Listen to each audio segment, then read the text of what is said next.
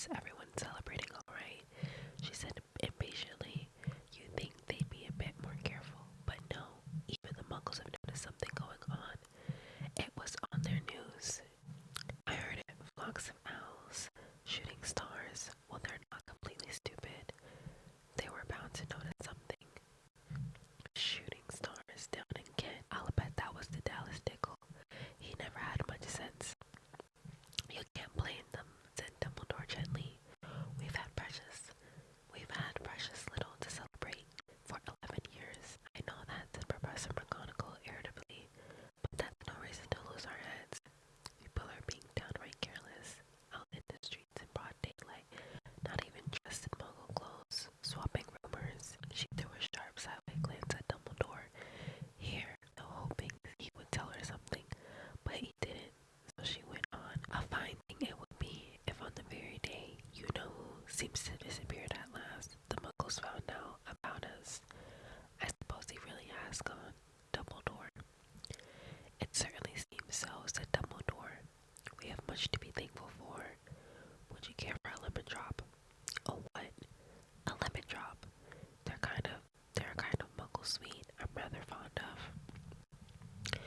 No, thank you, said Professor McGonagall coldly, as though she didn't think this was the moment of lemon drops. As I say, even you know who has gone. My dear Professor, surely a sensible person like yourself can call him by name. All this you know who nonsense. For 11 years, I have been trying to persuade people to call him by his proper name, Voldemort. Professor McGonagall flinched, but Dumbledore, who was unsticking 2 lemon drops, seemed not to notice. It all gets so confusing if we keep saying, you know who. I have never seen any reason to be frightened of saying Voldemort's name. I know you haven't, said Professor McGonagall, sounding half exasperated, half admiring. But you're different. Everyone knows you're the only one you know who. Oh, all right, Voldemort was afraid of. You flatter me, said Dumbledore calmly. Voldemort had powers I will never have, only because you're too, well, noble to use them. It's lucky it's dark. I haven't blushed so much since Madame Pomfrey told me she liked my new earmuffs. Professor McGonagall shot a sharp look at Dumbledore and said, the owls are nothing next to the rumors that are flying around. You know what everyone's saying about why he disappeared, about what finally stopped him. It seemed Professor McGonagall had reached the point she was most anxious to discuss. The real reason she had been waiting on a cold, hard wall all day. For neither as a cat nor as a woman had she fixed Dumbledore with such piercing stare as she did now. It was plain that whatever everyone was saying, she was not going to believe it until Dumbledore told her it was true. Dumbledore, however, was choosing another lemon drop and did not answer. What they're saying, she pressed on, is that last night Voldemort turned up in Godric's Hollow. He went to find the Potters. The rumor is that Lily and James Potter that they're dead. Dumbledore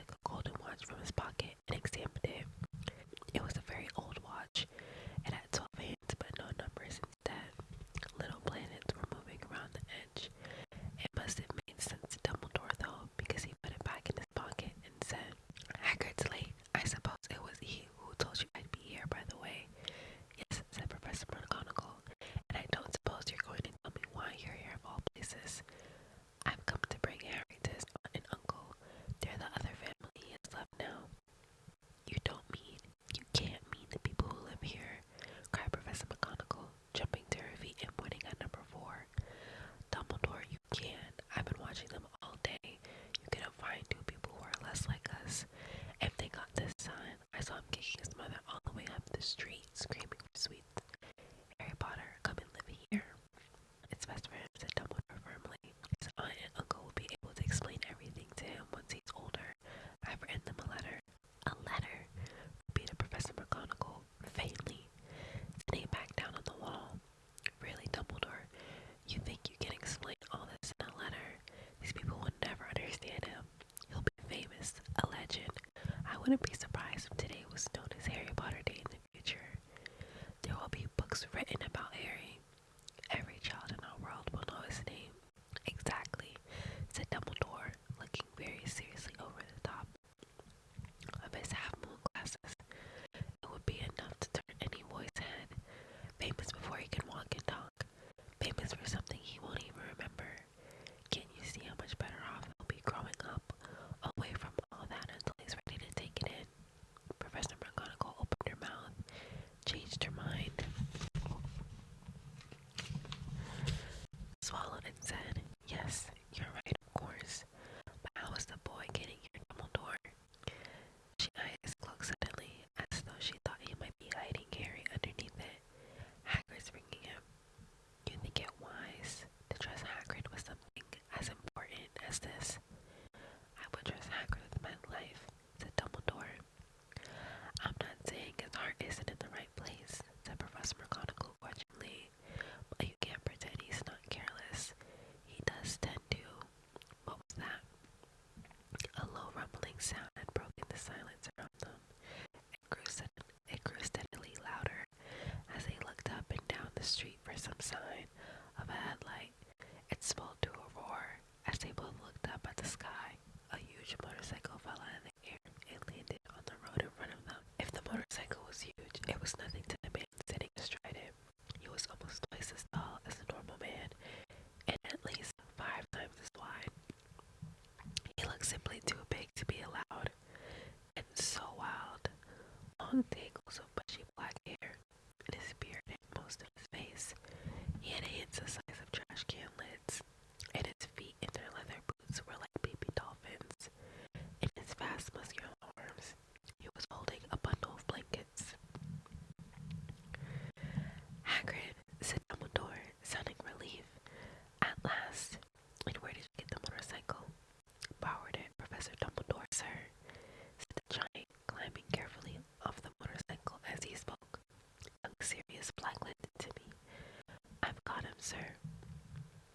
No problems were there. No, sir. House was almost destroyed, but I got him out all right before the Muggles started swarming around. He fell asleep as we was flying over Bristol.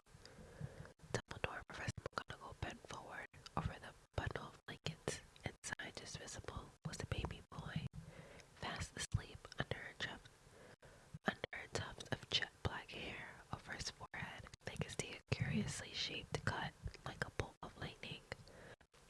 Is that where? Whispered Professor McGonagall. Yes, said Dumbledore. I'll have that scar forever. Couldn't you do something about it, Dumbledore? Even if I could, I wouldn't. Scars come in handy. Scars can come in handy. I have one myself above my knee that is a perfect map of the London Underground. Well, give him here, Hagrid. We better get this over with. Dumbledore took Harry in his arms and turned toward the Dursley house. Could I say goodbye to him, sir? Asked Hagrid. He bent his shaggy head over Harry and gave him what must have been a very scratchy, whiskering kiss. Then suddenly Hagrid let out a howl like a wounded dog. Shh, hissed Professor McGonagall. You'll wake the Muggles. Sorry, sobbed Hagrid, taking out a large spotted handkerchief and burying it in his face. But I can't stand it. Lily and James dead, and poor little Harry off to live with the Muggles. Yes, it's all very sad, but get a grip on yourself, Hagrid, or we'll be found, Professor McGonagall whispered, patting Hagrid.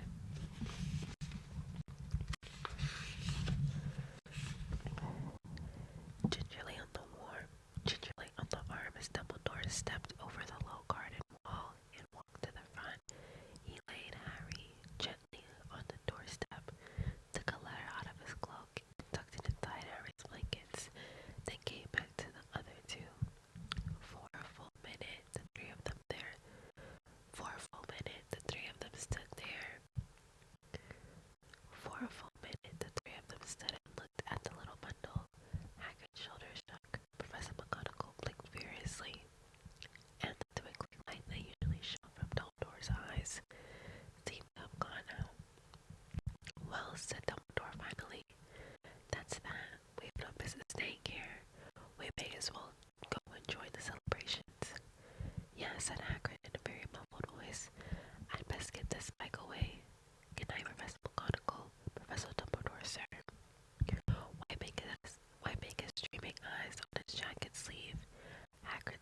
himself unto